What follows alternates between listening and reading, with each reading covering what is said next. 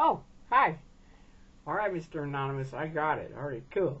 Mr. Anonymous wanted to make sure you're all coming in June to this picket and bringing 2 people, okay? So in order to bring 2 people, you have to invite 4 people. All right, good. So that's his message right now. Happy Friday. I hope you guys are doing well. Things are rolling along.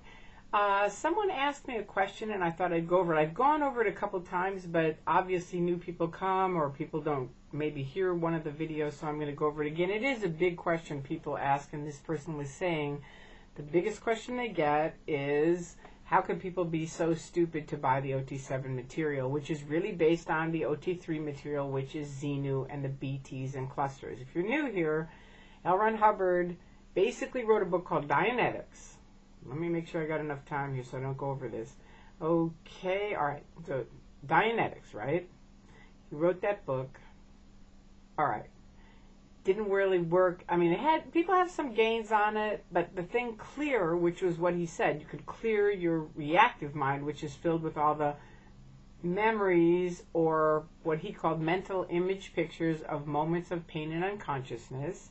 And he said you could erase the charge connected to those, and thus you would be clear. But per his original definition of a clear, there is not a clear. Okay, even though they sell it, people attest to it, blah, blah, blah, there isn't really a clear.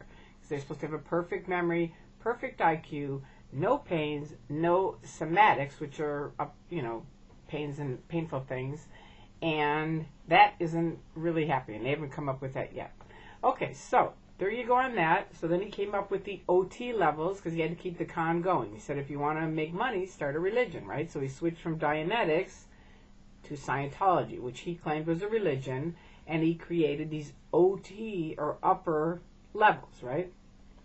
Now, it's a fair question. People say, how could somebody buy into this? Xenu 75 million years ago, these space aliens, blah, blah, blah. It is a pretty outrageous story. It really is.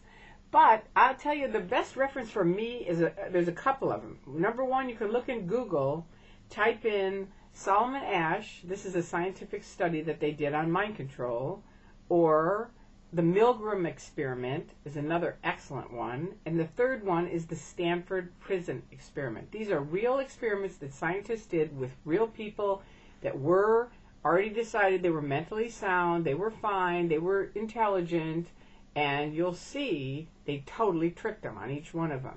That's how mind control works. It's very, very insidious, right?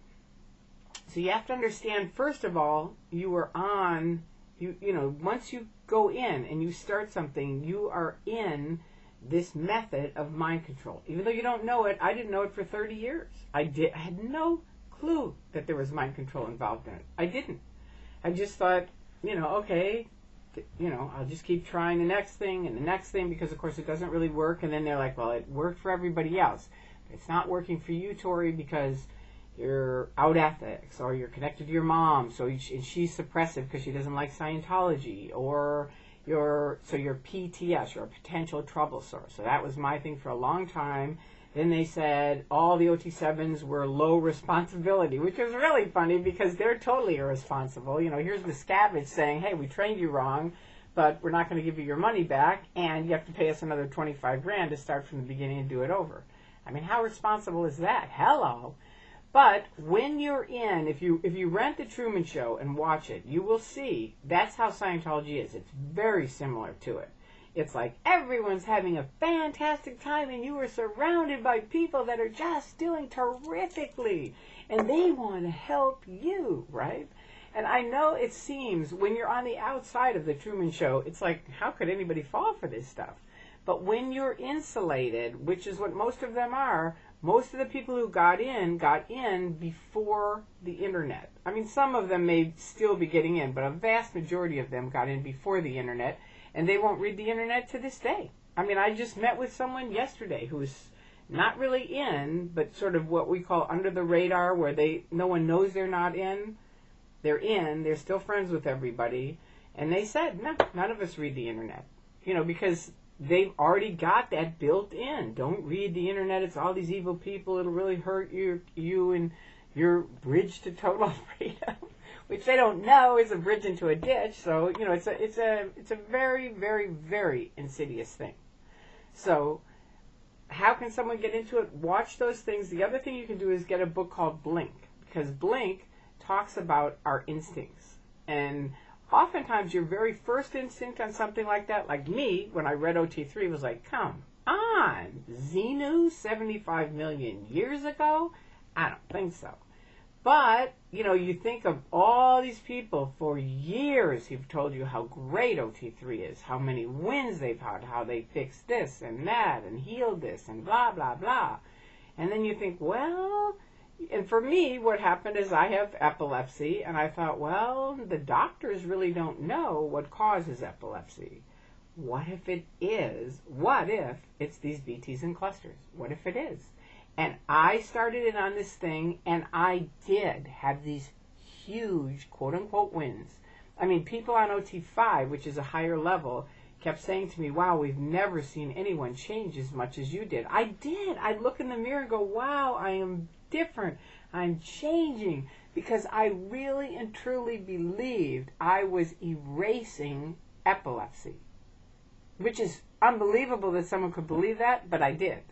And when you're surrounded by people like that, you guys have to do some studying to understand it if you really want to know it. And academics who study cults say they're not only not unintelligent people that get into cults, oftentimes they're very highly intelligent people. They are looking for something higher, right? Something better. They're not stupid people most of the time. And I've talked to people who've studied cults extensively, and they said, no, that isn't it. Anybody can get caught up in a cult if you're at the wrong place at the wrong time, and especially if you don't know that what a cult is made up of, which is why I say also type in Google and learn. Look at Robert Lifton, get his book and read about what are the characteristics of a cult, because then for the rest of your life nobody can ever snag you, right? Because you can go, wait a minute, I know this, no, I'm going back. No matter how great it is. Because what snagged me, and most people, is how nice the people are. They are nice. And you go, well, I don't know, they seem really cool, and I feel really good when I'm hanging around with them. But it's kind of like what really is going on there is you are shutting down your critical thinking skills, right? You're seeing something's weird, but you're going, well, okay, because I really like Joe and Tom and Mary, right? So I suggest you guys watch those experiments I told you so you understand mind control. Learn more about it. It is a lesson that will help you for the rest of your lives. Okay? There you go. That's my answer for today. Have a very, very happy weekend. Bye-bye.